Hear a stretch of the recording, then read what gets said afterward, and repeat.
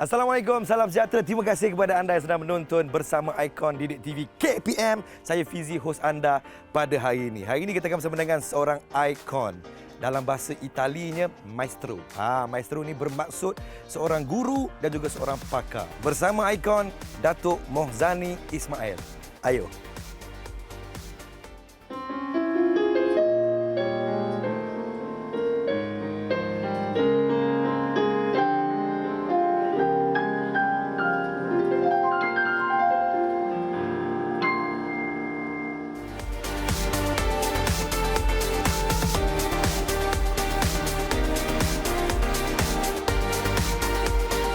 Okay, Assalamualaikum warahmatullahi wabarakatuh.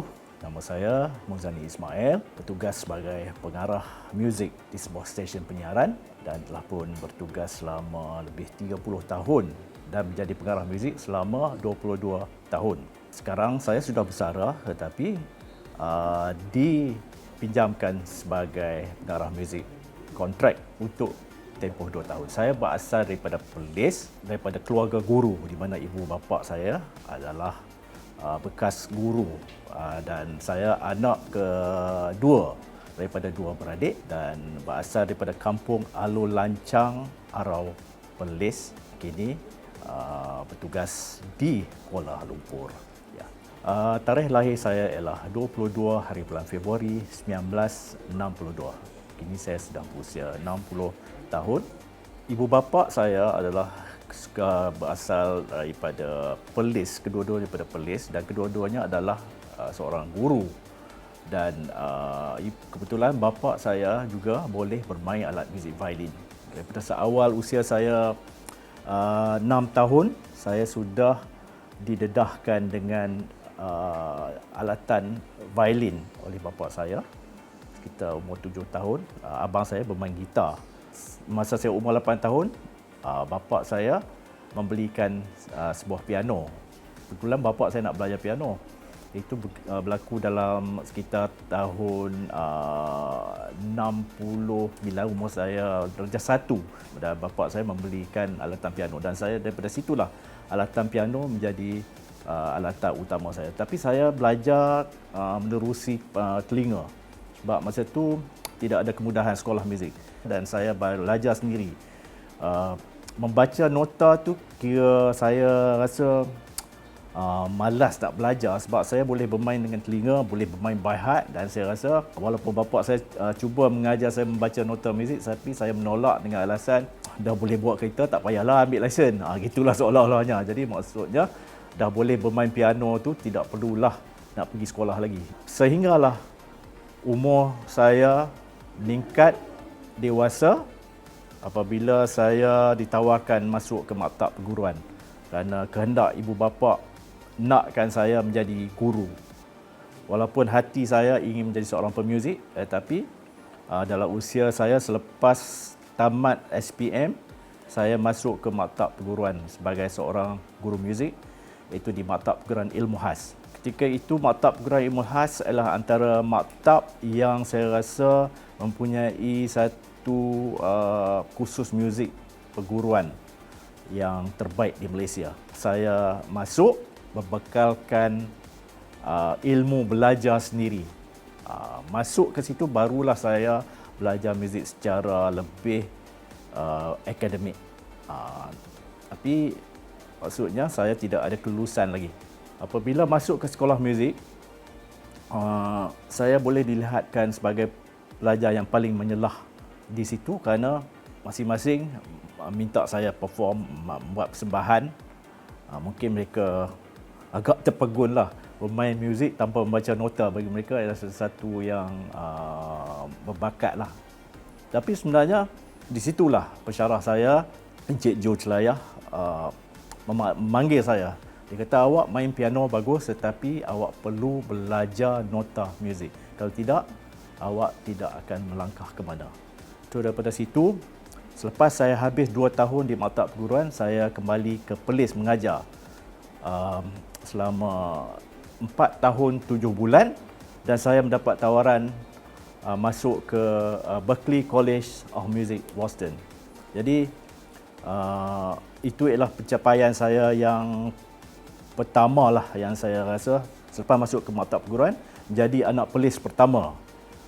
Datang pada pelis tetapi dapat melanjutkan pelajaran dalam bidang sarjana muzik di Berklee College of Music Boston yang merupakan salah sebuah sekolah muzik yang terbaik di dunia. Saya belajar lagu mengikut telinga. Apabila bapa saya memainkan piring hitam, saya mengikut. Jadi sebab saya bermain muzik secara sendiri, jadi saya mahir bermain pelbagai lagu. Lagu asli, lagu-lagu Latin, lagu-lagu klasik. Walaupun saya mendengar, saya boleh main. Jadi antara lagu yang pertama ialah lagu Fur Elise, Danube Wave. Lepas tu kadang-kadang bapa memainkan lagu-lagu Sharifah Aini daripada albumnya daripada Ahmad Zahid, Daud Kila. Saya dapat kata apa, di situ saya membina kekuatan untuk menjadi seorang pemuzik yang versatile. Walaupun saya boleh bermain piano, tapi apabila saya pulang ke Malaysia nanti, takkan saya nak perform sebab industri muzik di Malaysia ni tak semacam di Amerika, di negara-negara Eropah di mana performer boleh hidup dengan mewah. Tapi daripada kecil lagi saya dah menyimpan hasrat untuk memasuki satu orkestra di stesen penyiaran yang ada Johari Saleh, ada Gas Time, ada Alfonso Solano, ada Tan Chong Yu, ada semua pemuzik-pemuzik hebat di dunia, maksudnya di Malaysia, berada dalam orkestra tersebut. Jadi saya menyimpan hasrat pada kecil untuk masuk ke orkestra di Jabatan Penyiaran ini. Dan apabila saya menamatkan ijazah sarjana muda dalam bidang pengkhususan orkestra dan juga persembahan muzik, maka saya balik ke Malaysia tahun 1991, 87, 88, 89, 90. Saya kerja dulu di sana selama 3 bulan dan saya pulang hujung 90. Hujung 90 saya pulang, saya terus masuk saya bekerja dulu di hotel sebagai pemain piano sementara saya memohon untuk bekerja di stesen penyiaran tersebut. Dan tahun 1991 saya diterima masuk sebagai pemain piano dalam orkestra. Itulah langkah awal saya dalam bidang muzik apabila saya pulang daripada Boston. Ya.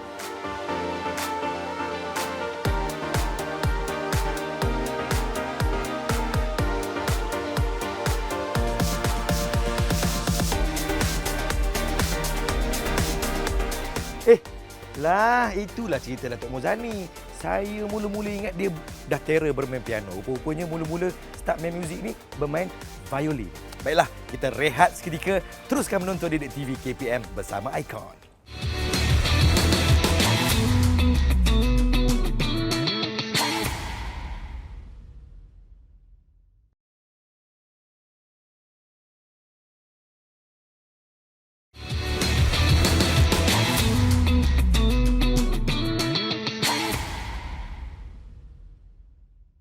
Selamat kembali menonton Didik TV KPM. Masih lagi bersama dengan saya Fizi, host anda, dan anda sedang menonton bersama Icon.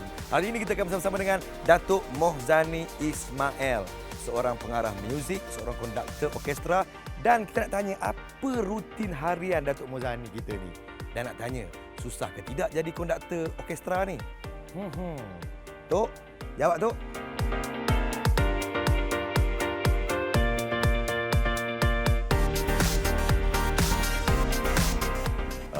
Sekembalinya saya ke tanah air dan tadi saya mendapat peluang untuk bekerja di stesen penyiaran, di orkestra, satu-satunya orkestra di Jabatan Penyiaran, dan saya menjadi seorang pemain piano.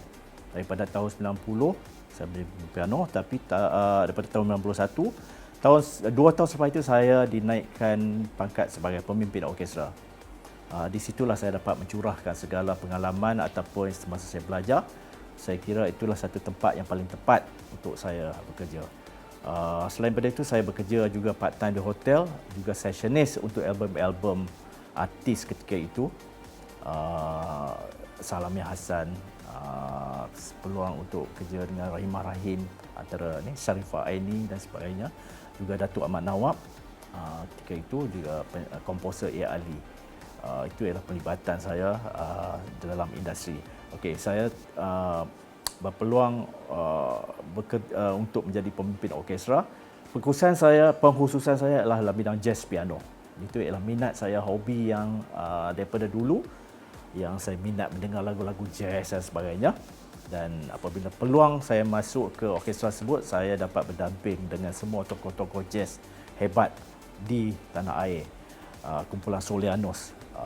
Jadi peluang di situ saya gunakan untuk mengorak langkah saya, perjalanan saya. Tahun 96 saya dilantik menjadi seorang penguruh orkestra. Dan tahun 1998 saya mendapat tawaran untuk berada di stesen swasta. Semasa datangnya tawaran tersebut, saya terpaksa memikirkan sama ada saya harus terus berada di stesen penyiaran yang telah lama saya berada dan telah dijanjikan dengan satu, orang kata apa, jawatan yang lebih tinggi, ataupun saya nak kepada gaji yang lebih besar di stesen penyiaran swasta. Di situ saya melihat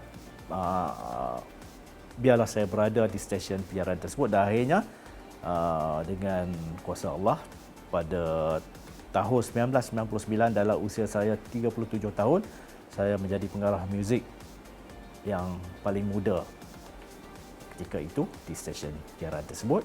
Dan pada tahun 1999, pelbagai konsert, pelbagai arena antarabangsa yang saya telah ceburkan diri, yang telah saya bawa orkestra, seperti Java Jazz Festival. Dan selepas itu saya berpeluang pada tahun 2014 ditawarkan oleh satu jenama antarabangsa piano, Headspiel, yang telah membawa saya untuk menjelajah negara China. Dan di situlah peluang saya ambil untuk melebarkan kerjaya saya di arena antarabangsa. Jadi saya menjadi duta piano Headspiel, yang membuatkan saya jadual saya agak banyak ketika itu, menjelajah ke seluruh pelusuk bandar China, Beijing, Tianjin, Shanghai, Guangzhou dan lain-lain, untuk bersama-sama membuat persembahan di negara China tersebut. Dan saya rasa pada tahun 1999 juga saya menjadi telah dianugerahkan pingat Datuk yang pertama daripada Kerajaan Negeri Perlis. Dan seterusnya tahun 2002 Negeri Pahang pula menganugerahkan pingat Datuk kepada saya. Dan tahun 2015 pingat Datuk saya yang ketiga diberikan lagi oleh Kerajaan Perlis selepas saya pulang daripada tour saya di negara China. Dan pingat Datuk yang keempat saya dapat daripada Kerajaan Malaysia sebelum saya bersara pada tahun 2021. Itu ialah pencapaian yang paling tinggi. Selain pada itu, saya mendapat anugerah memecahkan dua Malaysia Book of Record. Sebagai satu, saya memegang sebagai ahli muzik pertama membuat persembahan di Great Wall of China. Dan rekod kedua yang saya pecahkan ialah menjadi ahli muzik pertama menjadi duta produk antarabangsa. Lepas itu saya mendapat anugerah Brand Laureate. Dan selain daripada itu, UPSI juga menawarkan saya sebagai jawatan Profesor Ejang pada tahun 2011 dan juga 2016. Jadi itu adalah pencapaian saya yang saya rasa boleh saya share.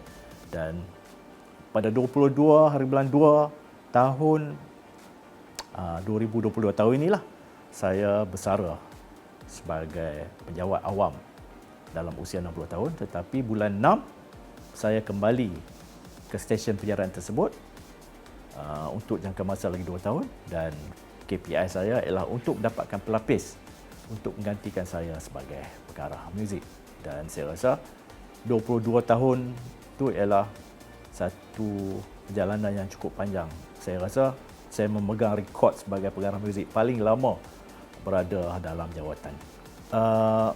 Stesen penyiaran tersebut mempunyai orkestra seramai 40 orang, dan juga ahli-ahli muzik yang diletakkan di negeri-negeri Sabah, Sarawak, Pulau Pinang, Johor, Pahang, combo RTM, combo kawasan utara, kawasan tengah, kawasan selatan, Sabah dan Sarawak. Tugas saya ialah segala perkara yang berkaitan dengan orkestra, segala perkara yang berkaitan dengan ahli muzik, persembahan, konsert dan sebagainya, saya akan terlibat sepenuh masa.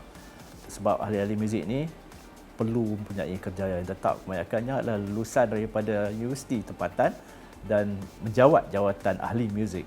Jadi tugas saya ialah memastikan kerjaya mereka terjamin, juga melaksanakan pelbagai aktiviti untuk mereka dari semasa ke semasa. Dan juga selain itu membantu industri muzik tempatan. Kalau boleh tuan-tuan dan puan melihat, munculan saya bukan saja di stesen penyiaran tersebut, tetapi di stesen penyiaran swasta, di Gegar Bengaza, AJL dan sebagainya sebagai ketua juri, dan selain pada ketua juri AIM 23 baru-baru ini. Jadi itu adalah antara tugasan saya. Selain dari itu, saya sentiasa membuat persembahan mengiringi artis. Maknanya walaupun saya terlibat sebagai pengarah muzik, saya masih lagi terus membuat persembahan sebagai pemain piano, bergantung pada undangan dari semasa ke semasa. Yang pertama saya suka kucing. Orang kata apa? Punyai rasa kesian kalau kucing tu saya nampak di mana-mana supermarket ke ataupun di kedai makan. Kalau sebelah tu ada kedai runcit, saya akan beli makanan. Memang saya tak beritahu kat orang lah. Jadi buat apa kita nak beritahu? Jadi kita beli makan bagi dia. Itu maknanya kadang-kadang saya dah keluar dah. Saya boleh patah balik apabila kucing tu macam tahu kata orang ni memang tak lokek memberi makanan. Kemudian selain daripada itu, saya suka, walaupun di sebalik orang kata saya serius, saya suka joke, melawak dengan kawan-kawan apa semua kan. Melawak sampai dia orang kata bertepuk bertampar lah. Jadi kemudian ketiga, mungkin tak tahu, mungkin orang ingat apabila bapa seorang pemuzik dan pengarah muzik, anak pun akan turut serta. Anak saya yang sulung menjadi pilot, yang kedua menjadi doktor dan bekerja di UK. Jadi orang kata apa, color dalam keluarga saya lah. Yang keempat, belakang rumah saya ada kolam, tapi saya tak pandai berenang. Lagi apa, saya suka melihat, yang kelima, suka melihat kepada keindahan sawah padi ataupun suasana kampung. Walaupun saya dah berada lebih 30-40 tahun dah di Kuala Lumpur, saya masih pulang ke Perlis kerana saya suka pada suasana kampung. Saya dibesarkan dalam suasana kampung. Jadi walaupun berada di bandar, itu tidak akan mengubah. Maknanya setiap kali hari raya, kecuali saya berada di luar negeri masa saya di Boston 3 tahun dan masa PKP, tak balik. Waktu-waktu lain memang saya sentiasa dekatkan diri dengan kampung halaman saya, iaitu di Perlis.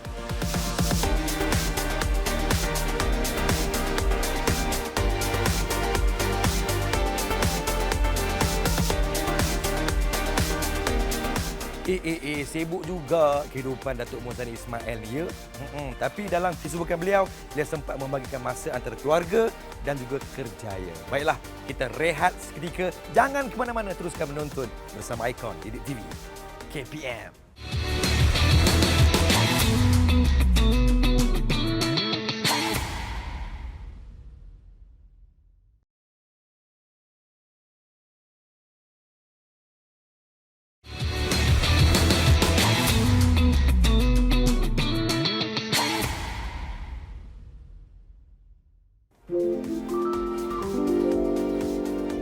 Ini adalah keyboard Datuk Mohzani Ismail.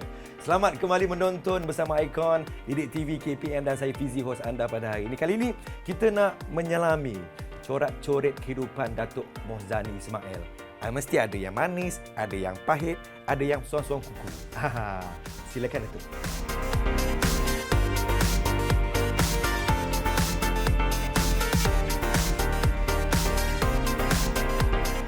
Okey,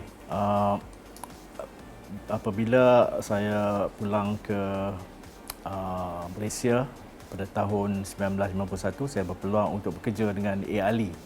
Itu sebelum saya masuk RTM lah. Kerja dengan A. Ali, mengubah lagu-lagu untuk NSR Record di bawah penerbitan dia. Kalau tahu A. Ali siapa, ialah pencipta lagu Menaruh Harapan Zaitun Samion, Sampaikan Salamku Alley Cat. Dia antara pengubah arwah. So, lepas itu, apabila saya masuk RTM, saya berpeluang untuk mengubah lagu-lagu dan seterusnya saya berpeluang melibatkan diri dalam album Ernie Zakri yang pertama. Saya pun dah lupa dah lagu dia. Kemudian Adibah Nur. Kebanyakannya saya yang terlibat saya besar ialah mencipta lagu untuk Hari Kebangsaan lah. Yang terbesar ialah lagu bentuk simfoni yang dinyanyikan oleh Ernie Zakri tahun 2020, Malaysia Prihatin, dan seterusnya Faizal Tahir menang bersama, dan selain daripada itu saya menjadi pemuzik lah untuk pelibatan dalam album-album mereka. Sebenarnya menjadi ahli muzik dan pengarah muzik dalam jabatan kerajaan bukan sesuatu yang mudah, kerana kita harus mengikut kepada government of the day, maksudnya kerajaan yang memerintah. Jadi saya dah bekerja pada zaman Tan Sri Muhammad Rahmat, arwah Tan Sri Muhammad sebagai Menteri Perdagangan. Maknanya kita mengikut kepada kemauan, kehendak, hala tuju daripada kerajaan yang memerintah. Jadi menjadi seorang pemuzik di jabatan kerajaan bukan sesuatu yang mudah, kerana kita tidak boleh buat sesuka hati. Walaupun kita minat dalam bidang muzik jazz, tetapi kita mesti tahu masyarakat Malaysia ialah masyarakat majmuk yang pelbagai budaya, pelbagai minat daripada yang kecil yang besar. Jadi itulah yang kita manfaatkan melalui orkestra itu sendiri, dan banyak halangan. Kadang-kadang apa yang kita nak buat tu tidak diterima, tidak idea kita dicantas dan sebagainya. Tapi alhamdulillah saya mempunyai satu, mungkin cara saya mendengar dan mengikut, dan juga sedikit sebanyak dapat memenangkan hati mereka. Dan banyak konsert-konsert yang telah saya buat, konsert-konsert diraja, dan konsert yang paling bermakna adalah konsert Simfoni Putrajaya tahun 2007, di mana kita memecah rekod sebagai orkestra simfoni terbesar di pentas terbuka di Seri Perdana. Jadi selain daripada itu, saya membawa orkestra ke Java Jazz Festival 4 kali ya. Itu ialah antara saya menjadi orang pertama membawa big band orkestra untuk buat persembahan di platform antarabangsa. Selain daripada pelibatan kita di Bangkok dan juga di negara ASEAN, di Singapura, Brunei, melalui kerjasama orkestra ASEAN. Itu antara pencapaian-pencapaian yang saya perolehilah bersama orkestra. Selain daripada itu, ialah sebenarnya apabila kita sudah berada di tahap ini, kita harus melangkah jauh, tidak boleh berpatah balik. Cumanya bagaimana kita menguruskan kita punya hubungan dengan orang atas, dengan peringkat-peringkat menteri sebagainya, dan juga orang ramai yang kadang-kadang zaman sekarang media sosial, orang boleh menempelak, orang boleh membagikan kenyataan-kenyataan yang, tapi saya ambilkan itu sebagai satu ajakan untuk saya bergerak terus. Ya. Sebenarnya banyak, tapi antaranya ialah apabila kita dah berusaha untuk membuat persembahan, sudah pun seminggu berlatih, tiba-tiba hujan. Apa yang berlaku di Putrajaya itu adalah sesuatu yang tidak boleh saya lupakan apabila diarahkan oleh menteri ketika itu, Allahyarham Tan Sri Zainuddin Maidin, Menteri Penerangan, untuk mengadakan satu konsert di pentas terbuka di Seri Perdana. Untuk masuk ke Seri Perdana itu bukan sesuatu yang mudah. Masa itu Tun Abdullah Ahmad Badawi dan sebagai Perdana Menteri, dan kita buat persembahan dan live telecast. Live telecast maksudnya kita dah buat stage, dah buat pentas di tempat berkenaan, dah berlatih, tetapi hari yang berkenaan hujan turun dengan lebat sekali, dan saya diarahkan juga untuk meneruskan juga konsert tersebut dalam keadaan yang banyak kekurangan apabila hujan turun dengan lebat. Dan kenangan pahit tetapi saya dapat melunaskan tanggungjawab tersebut dan alhamdulillah malam itu cuaca terang benderang walaupun lantai dan juga persekitarannya basah tetapi dapat dijalankan dengan jaya. Begitu juga dengan semasa kunjungan saya ke China. Banyak perkara-perkara yang menjadi satu kata apa, bukan masalah lah, macam makanan, kadang-kadang buat persembahan, buat lecture ataupun buat masterclass tetapi mereka tak faham bahasa Inggeris. Saya terpaksa mendapatkan kata apa daripada translator daripada China. Begitu juga dengan kadang-kadang buat persembahan di dalam luar bandar di China tetapi dengan barang-barang yang tiada. Pada masa itu juga konsert akan berjalan malam. Petang itu je kita kena cari alatan muzik di sana untuk menjayakan. Kadang-kadang kita diaturkan oleh Hatfield untuk membuat persembahan-persembahan tetapi ada tempat-tempat yang lokasinya terlalu jauh yang membuatkan saya agak penat untuk bergerak pada satu bandar ke satu bandar yang lain. Dan tapi itu merupakan satu pengalaman walaupun pahit tapi saya rasa puas hati kerana dapat buat persembahan di depan masyarakat luar dengan jayanya. Ya. Cabarannya ialah untuk supaya semua pihak kita dapat memastikan dapat menerima muzik kita ini, supaya kadang-kadang minda ataupun orang-orang Malaysia ni berubah-ubah. Dan kalau dulu hanya stesen kerajaan saja yang ditonton, tapi apabila banyak stesen-stesen penyiaran swasta yang muncul, maka itulah persaingan timbul di mana untuk mendapatkan satu penonton yang minat, yang dapat menjadi kita punya follower, itu adalah antara cabaran. Kita walaupun muzik itu orkestra ataupun persembahan saya lebih kepada arah-arah yang muzik-muzik jazz, tapi saya mengkaji bagaimana minat orang Malaysia ini supaya kita tidak mengeluarkan satu persembahan yang syok sendiri yang kita saja tahu. Jadi membuat persembahan di khalayak yang pelbagai. Dan apabila kita masuk kampung buat persembahan, orkestra pernah masuk kampung di Bentong, di perkampungan orang asli. Jadi cabaran bagaimana masyarakat setempat sebut kita menghadiahkan muzik yang bersesuaian dengan jiwa mereka. Jadi muzik ini dia punya evolusi dia sentiasa tidak tidak ada penamat. Jadi bagi saya satu lagi, saya perlu, walaupun usia sudah meningkat tetapi saya kena merelevankan diri saya berada dalam industri, sama ada sebagai pemain piano, sebagai seorang konduktor, pemimpin orkestra ataupun sebagai seorang juri. Sebab itu saya sentiasa memperbanyakkan terus dengan aktiviti-aktiviti. Tapi dalam usia sebegini saya tidaklah semacam dulu di mana saya lebih aktif ketika itu ke sana ke sini apa semua. Tapi sekarang saya lebih memilih kepada persembahan-persembahan yang bersesuaian. Dulu mereka orang belajar sendiri. Belajar sendiri itu maksudnya dia minat dia belajar. Berbeza dengan sekarang, kita boleh pergi ke sekolah muzik. Dan kebanyakan ahli muzik sekarang mempunyai kelulusan dalam bidang muzik daripada universiti, daripada UiTM, daripada ICOM, daripada UMS, daripada USM, daripada Universiti Malaysia Sarawak. Mereka mempunyai kelulusan. Berbeza dengan pemuzik dahulu. Tetapi bakat ialah satu perkara yang amat penting. Kerana ada sijil tak ada bakat, lebih baik ada bakat tak ada sijil. Kerana bidang muzik ni bukan macam bidang kedoktoran. Kalau saja-saja nak pergi cucuk orang, memang orang lari ya. Dia kena ada tahu perkara. Tapi muzik ni main gitar dekat tembok, dekat jalan Tunku Deraman, belajar sendiri tapi masih dapat menghasilkan muzik yang baik pada setengahnya. So bagi saya, pemuzik sekarang ni perlu ada bakat, perlu ada kelulusan.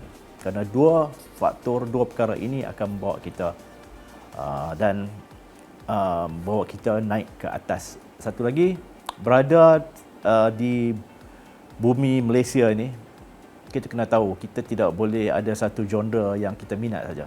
Kita mesti pelbagaikan.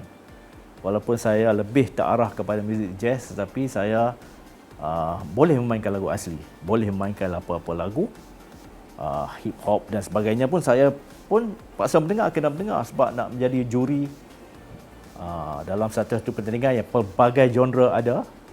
Kadang-kadang saya dipersoalkan bagaimana lagu ni menang, bagaimana lagu ni kalah, kenapa ini. So maknanya saya biasa daripada semasa ke semasa kena perbaiki diri saya kerana education is never ending process. Dia akan terus kita akan terus belajar. Maksudnya dia bukan garis penamat. Cukup dah setakat ni kita dah pandai dah. Tidak.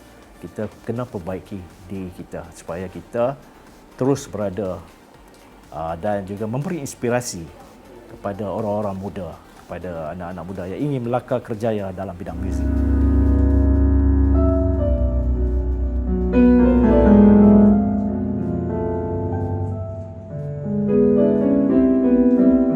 Bermacam-macam cabaran dan juga dugaan yang dihadapi sebagai seorang pemuzik ni rupanya ya.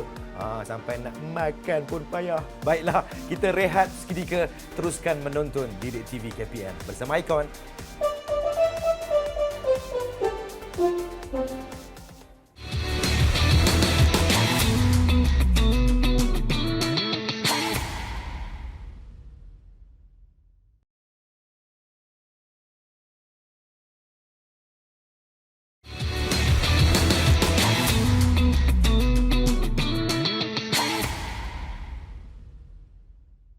Terima kasih kepada anda yang sedang menonton bersama Icon Didik TV KPM. Saya Fizi, hos anda, dan di sebelah saya kita bersama dengan seorang ikon namanya Datuk Mohzani Ismail. Datuk, terima kasih kerana sudi bersama-sama bersama Icon Didik TV ni, Datuk. Terima kasih jemput saya. Sama-sama, Datuk. Ya. Datuk terlibat dengan konsert Diraja KPM tu? Ada. Sebagai apa tu? Tahun 2009 saya terlibat sebagai penggubah dan pemain piano. Pemain undangan, saya masih ingat lagi lagu Ibu telah diminta saya ubah. Ibu P. Ramlee tu? Ibu P. Ramlee. Yang ciptaan Ahmad Jaafar dan dipersembahkan oleh P. Ramlee dalam filmnya. Dan di situ saya memain piano diiringi oleh pemuzik-pemuzik pelajar-pelajar daripada pelajar-pelajar Kementerian Pendidikan untuk konsert tersebut. Sehinggalah yang terkini saya diminta menjadi penasihat yang konsert yang bakal berlangsung, konsert pada Kementerian Pendidikan jugalah. Jadi saya juga seorang bekas guru. Sebab bila saya seorang bekas guru, jadi darah seni yang mengalir itu dan juga dengan bidang pendidikan itu sangat dekat. Jadi saya mendapat latihan sebagai seorang guru dulu, guru muzik, dan daripada situlah rasanya saya sentiasa mendapat undangan daripada Kementerian Pendidikan dalam apa-apa perkara berkaitan dengan muzik. Ya. Datuk tak rindu nak jadi seorang pendidik pada itu? Saya masih lagi menjadi pensyarah separuh masa. Dulu saya dilantik sebagai adjunct profesor di Universiti Pendidikan Sultan Idris dan pada situlah saya mengajar dari semasa ke masa. Cumanya kadang dulu memanglah jadi guru sebab bapak mak guru. Jadi ikut ialah. Tapi kadang-kadang kita rasa mengajar ni kadang-kadang kita tak dapat balik dia punya mengajarlah keluar pada kita punya silibus dan sebagainya. Tapi kadang-kadang timbul rasa boring, rasa mana arah tujuan, sebab tu mungkin saya mencari langkah keluar. Tapi walaupun begitu saya masih lagi lah mendekatkan diri dengan bidang pendidikan ni lah. Itulah dia. Kalau kita lihat sejarah Datuk Mohzani Ismail ni, boleh dikatakan seorang pemuzik yang sangat berjaya, Datuk. Jadi saya nak tanya pendapat Datuk lah berkenaan dengan bagaimana perkembangan muzik tempatan, lebih-lebih lagi ialah di kalangan murid-murid sekolah kita ni. Saya melihat kalau dulu kalau zaman saya masuk ke orkestra, banyaknya semua belajar sendiri, self-taught musician. Jadi self-taught ni dia ada bakat. Tapi dia tak ada sijil. Tapi dengan perkembangan universiti tempatan dan sekolah-sekolah muzik pun banyak sekarang yang berkembang, saya melihat banyak pelajar-pelajar telah pun mendapat didikan yang khusus. Sekolah seni misalnya, Betul. sekolah seni di KL, di Johor, di Sarawak menyediakan platform untuk anak-anak ini melebarkan kejayaan. Tapi masalahnya kadang-kadang jadi pemuzik ni kadang-kadang pada mak bapak kan dia tak berapa nak. Komen Datuk bagaimana Datuk? Kadang-kadang ada mak ayah ni cakap, apa? Ahli muzik? Tapi masalahnya sekarang kita melihat pendekatan yang perlu kita sampaikan kepada mak bapak. Sebenarnya bidang muzik ni ialah bidang kerjaya. Betul. Cumanya orang melihat muzik ni sebagai satu benda yang boleh jadi positif, boleh jadi negatif, dan kebanyakannya melihat daripada sudut negatif semata-mata. Benar. So bagi saya ikut kepada kemahuan anak-anak. Kalau dia berminat, maka kita kena beri dia peluang. Kerana bidang muzik ni walaupun tidak menjanjikan kebahagiaan, tetapi pasti dengan usaha yang keras itu, dia akan membawa kita ke satu kata apa, standard yang tinggi. Kerana bila diminta memilih sama ada nak jadi seorang doktor atau peguam ataupun pemuzik, banyak orang memilih jawatan yang peguam ke ataupun farmasi, kerana satu, dia boleh bekerja di mana-mana. Betul. Sama ada di Kota Baru ke, di Tumpat ke, di Perlis ke, di Gurun ke. Maknanya peluang kerjaya tu banyak. Luas. Tapi menjadi seorang pemuzik ni dia lebih kepada keadaan Kuala Lumpur. Tapi ingatlah, bukan sebagai seorang pemuzik mata-mata, sebagai seorang pensyarah muzik pun boleh. Jadi penyelidik muzik dan sebagainya. So saya rasa bidang muzik ni bukan saja pada permainan, bukan saja menjadi artis, tapi kepada IT, music programmer, pelbagai bidang, pelbagai sudut yang boleh kita terokai. So bagi saya, kalau anak-anak minat, maka kita kena mendorong mereka supaya beri mereka peluang. Kerana kita tidak tahu, kerana mungkin kejayaan menunggu di hujung jalan. Datuk, perbezaan antara pemuzik tempatan dengan pemuzik luar negara tu. Datuk, saya yakin juga pasti banyak pengalaman yang sangat berharga tu. Perbezaan di situ, Datuk. Saya selalu buat joke. Kalau kondak orkestra orang putih, pemuzik masuk dulu, konduktor masuk kemudian. Tetapi dekat Malaysia ni, konduktor tunggu pemuzik. Benda-benda macam ni kan, disiplin kadang-kadang. Kadang orang Malaysia ni, dia sepatutnya menghormati. Sebab konduktor tu ialah, kalau di barat tu artis, konduktor. Orang tunggu, dia masuk aja, dia bersalam, berada di podium, diberikan pengiktirafan. Tapi di Malaysia ni, pemimpin orkestra tu tidak dilihat sebagai sesuatu yang hebat. Jadi sepatutnya perkara ini perlulah kita mendisiplinkan pemuzik-pemuzik Malaysia. Timing, kata apa, jangan satu lagi, jangan nak tunjuk hebat. Kadang-kadang benda-benda ini dia boleh sikit, tapi cara dia menunjukkan seolah-olah dia sudah tahu semua. Sebab belajar muzik ni ialah non-stop. Kata proses yang tidak ada penghujung. Saya pun masih ada kekurangan, tetapi kita tackle kekurangan, kita bina kekuatan itu. Daripada kekurangan itu akan terbitnya satu kekuatan. Datuk, apa Datuk nak pesan kepada murid-murid yang sedang menonton bersama Icon Didik TV KPN yang mungkin berminat nak jadi seorang pemuzik yang ada cita-cita seperti Datuk? Silakan Datuk Muzani Ismail. Okey, kepada adik-adik ataupun anak-anak yang ingin membina kerjaya dalam bidang muzik, ingat, apabila kita melangkah dalam bidang ini, banyak perkara-perkara yang perlu kita lihat. Menjadi seorang pemuzik kelas 1,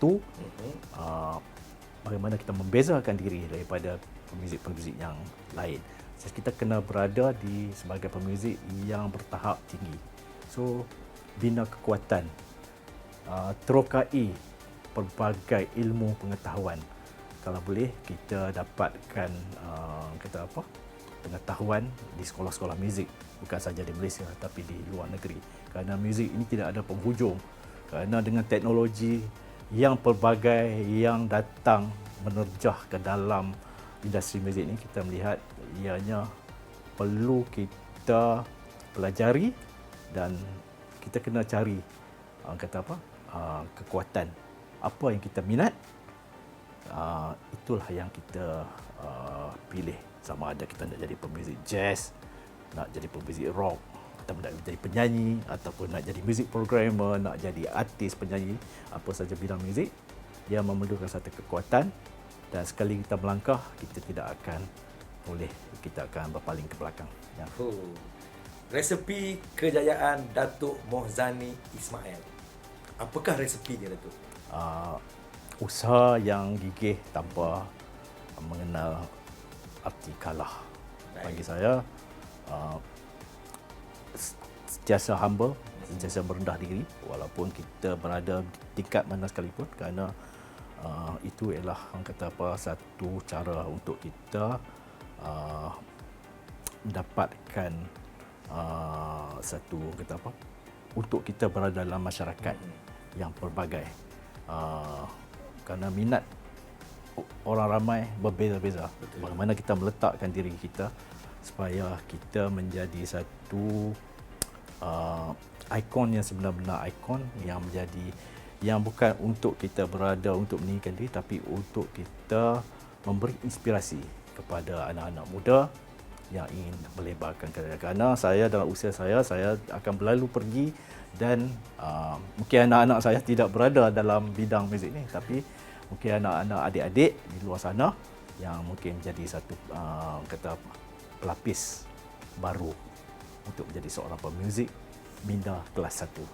Datuk Mohzani Ismail, terima kasih kerana bersama dengan bersama Ikon di TV KPM. Kami mendoakan agar Datuk sihat sentiasa dan dapat memberikan inspirasi kepada mereka-mereka yang sedang menonton di TV KPM. Terima kasih kepada semua yang sedang menonton. Ingat dia, kata Datuk Mohzani, disiplin dan sentiasa merendah diri. Jangan berlagak. Okey? Terima kasih. Assalamualaikum. Jumpa lagi bersama Ikon di TV KPM. Bye-bye.